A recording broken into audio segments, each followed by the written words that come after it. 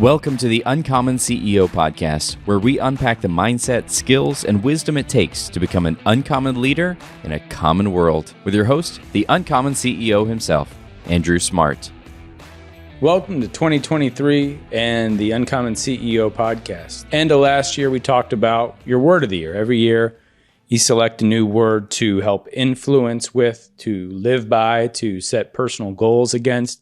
And last year's word was clarity, and we're rolling into the new year.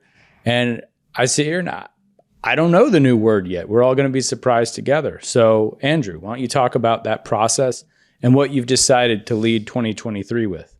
Well, Matt, thank you for that. This is a very important time of year for me. It is a huge time of reflection. It is a time where I go into some very deep thought. Where I obviously look back in the year of what I've gone through, but I more importantly look through my life of where I'm at.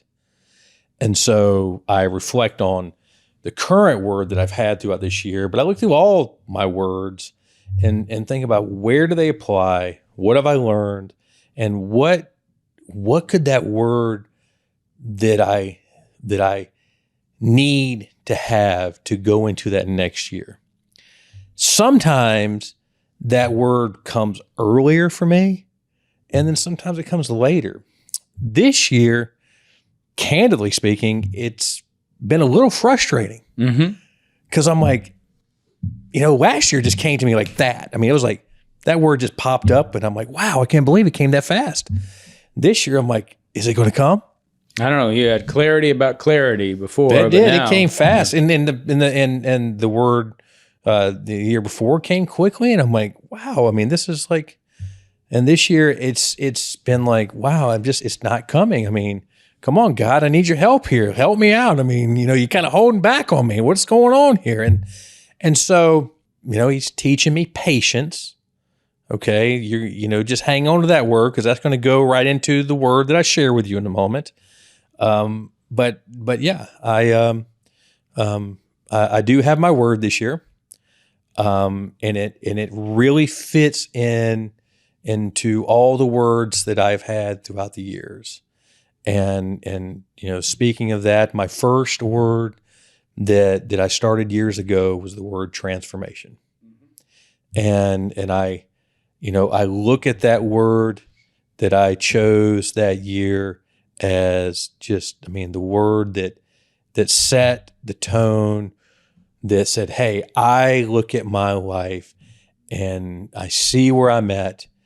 And while I have gone through so much at this point in my life, and I see all the things that I have been able to overcome and accomplished, and I see that I've achieved this level of success, and while success on one hand that we see in the world, making money, doing these great things, I see that, but I'm not in a state of where I consider myself happy. I'm not where, that I feel like I should be. And I want to transform that. I want more. I believe there's more. And I found that success is not what really makes a true life, because a true life should be about significance over success, because success only gets you so far.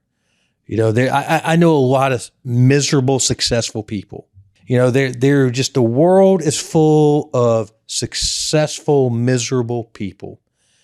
But that was the catalyst of me choosing a word for the year. And so, as you know, we had a podcast on my word for the year, clarity. And I have enjoyed having that word in 2022. And truthfully, 2022 has allowed for me to look at things a lot differently, to see things that I wasn't seeing, allow me to evaluate things that I wasn't evaluating. And when you do that, and when you see things and evaluate things, you recognize that man, there's a lot of things you don't like, and we've talked about in the podcast. I've talked about that in areas of fitness and diet, and there's other things throughout all elements of my life, business. I shared in a previous podcast how I went over to one of our auxiliary sites, and I looked at that warehouse, and I said, when I was there, I'm like, that warehouse kind of represented person. When I looked at it, I was having this mental thought of thinking, that's kind of a little bit about my wife. Mm-hmm. I'm like looking at this warehouse, and I'm seeing like, we got product over here, we got product over there. Cause I went in there and I'm like, expecting worse. Mm-hmm. So it was like somewhat organized. And I'm like, man, it's my wife.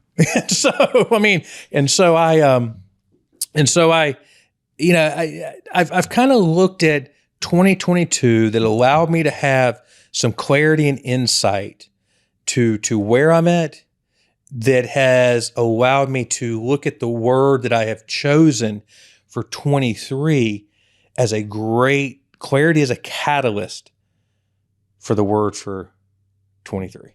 All right, drum roll, please. So you're ready, Matt? Are you ready? I'm on the edge of my seat. So the word that I have chosen for 2023 is discipline. Okay. And so discipline is a simple yet very difficult word. And so what is discipline? Well, to break it down simply, it's a code of behavior. That's basically what it is. Sure. It's a code of behavior. And so I think of, in a general way of life, it's a choice of how we want to behave. And I, as a man of faith, I can turn to the manual and look at it and see, and I wrote down a verse that said in Romans 12:2 says, do not be conformed to this world, but be transformed by the renewing of our mind. So discipline's a mental deal. Okay, so it starts first in our mind, the way we think. Okay, and then in the way that we think. So it's like first discipline's about a renewal process, changing the way we think. How are we thinking here? Mm-hmm. And I'm gonna get a little more into this in a second. That by testing, we may discern. So we got to kind of test the way we think. In many ways, I have felt throughout my journey that that I have played this mind that I'm kind of more disciplined than a lot of people that I know, and I have used that throughout my journey to think, God, wait, I do a lot more things that are more disciplined. Look where I'm at in life. I'm a disciplined guy. Well, what I realized is that in my clarity is my discipline blade had gotten dull. That's an interesting thought. So what does that mean? That while I have gone through life and I have accomplished a lot of things, and I have gone farther and done things that what I would consider, that I've achieved a lot in life, I felt like for my standards and the standards that I want to hold myself to, I felt like I have, that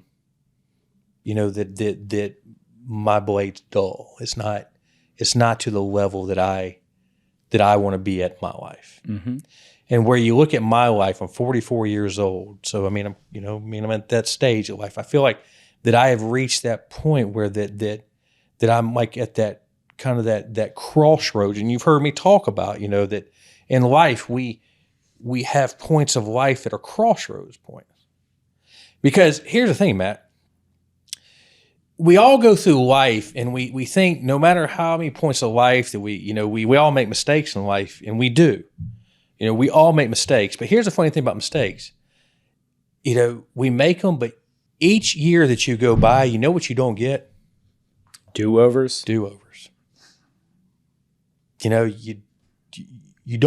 you lose your do-overs each year you go by. And so as I'm looking at, this, as I keep going, you're going to lose these do-overs. And so I'm looking at, okay, I've done this. I've made it here. I'm gone here. I've achieved this. I'm doing this. And I'm looking at over the last time here, my blade has gotten dull. And I'm seeing it, and I'm looking at clarity has allowed me to see that my disciplined blade has gotten dull in many ways. And I recognize in 23 that I need to hone into discipline. And I read a story recently that was like really profound to me. It was like really like kind of like, I was like, wow, this story like kind of like, man, it was like, it just kind of like hit you. Like, it's like, wow, this story. And I'm going to share it with you. And I thought that you could appreciate this story because you're a sports guy. I am indeed. And so I'm not sure that you're a New York Yankees guy. I don't mind the Yankees. I have some, I was a big Derek Jeter fan for a while there. Well, let me tell you a little bit about Mickey Mantle.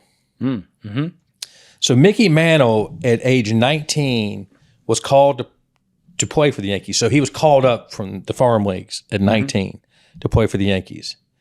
And at 19, he would go on to win the World Series as a rookie. Pretty profound at 19, right? Oh, yeah, no kidding.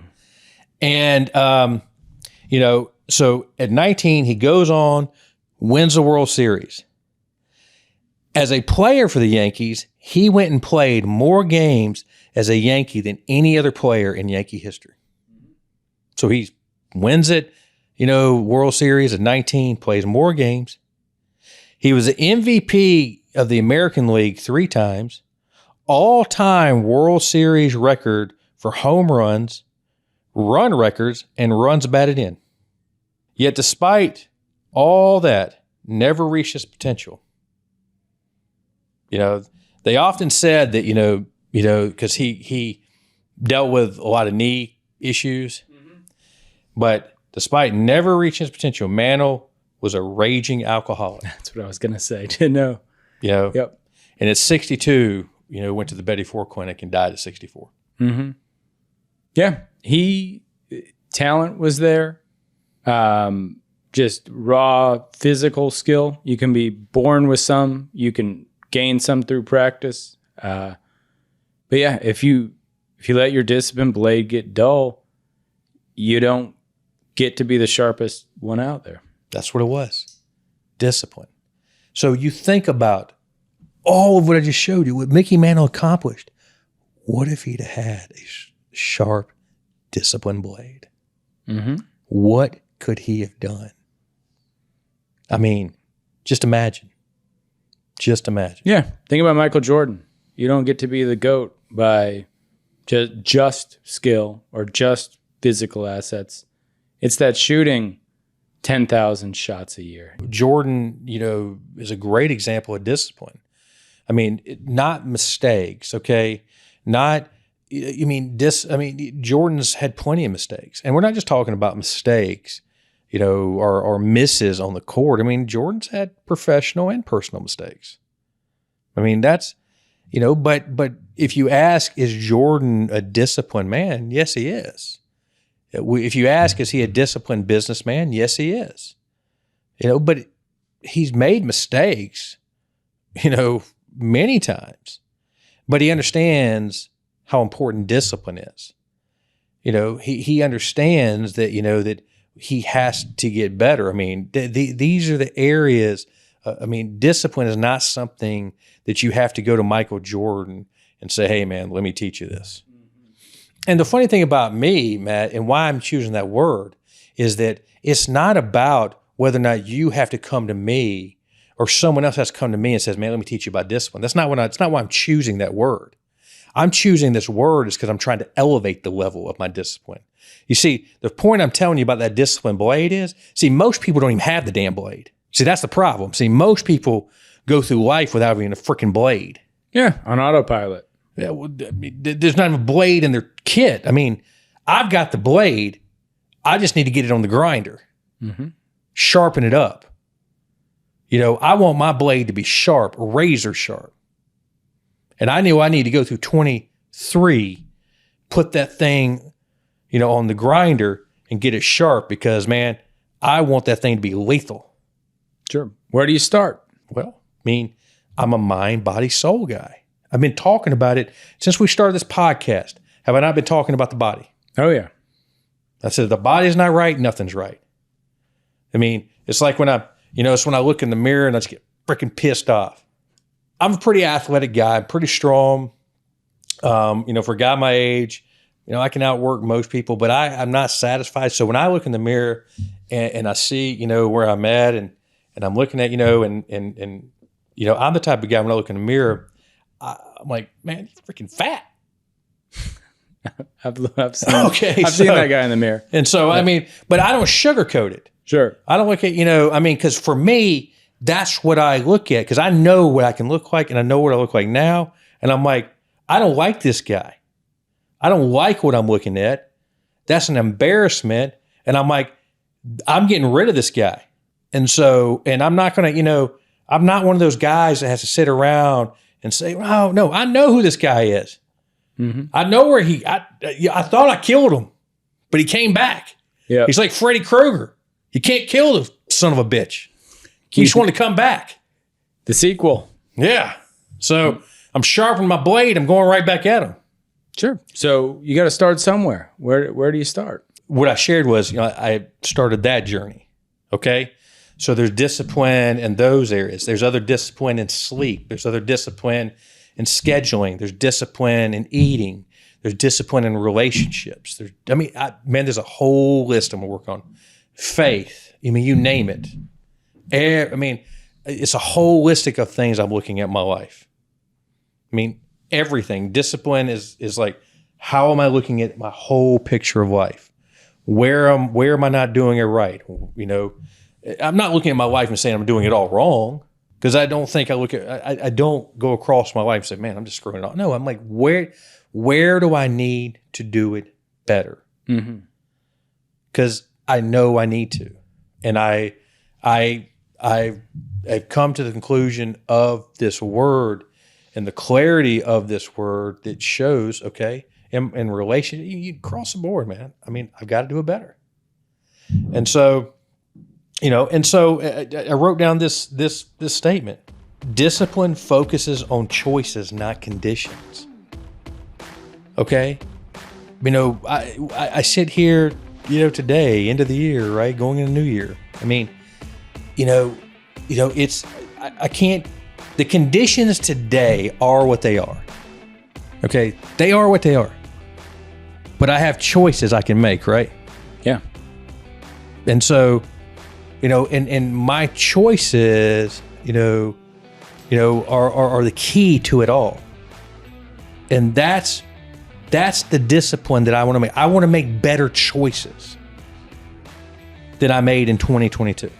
Sure. One way I've always looked at choice, I'm glad you brought that up, is literally every moment of every day for your whole life is choice. I could walk out of this room. I could throw water across the table. I could engage you in conversation. There's a choice to be made at every single turn. It's a matter of whether you choose to do anything different with your life at those turns. You look at life, you look at where you've been, and you focus on where you're going and what you want in life and what you're willing to do to achieve that, what you want in life. And I look at where I'm at in life and say, okay, you don't know how much time you have in life. Okay, none of us are guaranteed that, but I kind of feel like it was interesting in church this past week. They did this thing where they make you stand up if you're a certain age group, if you're a certain, and I kind of sat in this group, and my son always likes to pick on me. He's like, you're getting old. So thanks, son. But I said, but in my group, I'm still kind of like in the middle of my group, so I still got time. I'm a spring chicken before I get to that other group. Yeah. I'm like, and so I remind him of that. But I am in that still middle gap. So I've got, I'm in the middle gap. There's still this second half. Yeah, there's a lot of choices left to be made. There is a lot of choices. And I want this life to count. But this life is only going to count based on the discipline of my choices. Mm-hmm. And not that all my decisions are going to be right, because I'm not worried about being right. I've never not made all the right decisions, but I want the discipline of my choices. That's where I want to be, in the discipline of my choices, that they fit into this pattern of my processes. That's what matters. And if it doesn't fit into this realm, then I can't do it. It's got to fit into this. It's kind of like a relationship. Hey, if you don't fit into what I'm trying to do, then you can't be in my life. Because that doesn't work. It's kind of like if you got people in your life who don't fit in what you're trying to be, then you need to get them out of your life. Because if they're not helping you be better, they're taking away from you. And so it has to fit into what you're trying to be. In life, I think the pursuit of happiness is a big part of people's lives and part of their goals. And in a lot of ways, it seems like that could be at odds with discipline, since discipline is sort of regarded in a negative connotation. But I tend to think the opposite, and I imagine you might as well. How do you see discipline actually enhancing happiness in life as opposed to the opposite? It's funny you say that. I think the most unhappy people are undisciplined people. Truly, people who aren't happy are undisciplined. Matt, you look at someone who's undisciplined in their finances. You look at someone who's undisciplined in their eating habits. You look at, across the board. Look at someone who's undisciplined with their children. Look at an undisciplined child. Let's go out and have dinner tonight, Matt, and let's find a family that has undisciplined children. What's it look like? Oh, everybody's miserable. They're all miserable. Okay? Literally, it's like loving a child. If you want to love that child, then you need to have a child that you're willing to discipline. Okay, discipline's not easy. Okay, when I remember when Drew was young, and I remember the first time I had to discipline Drew, and disciplining him wasn't easy, but because I loved him and because I do love him, I did it because I love him. And so, yes, discipline is hard, but the truth is, a disciplined life is a happy life. Iron sharpens iron is what you've always said. So, absolutely. A disciplined business is a great business. The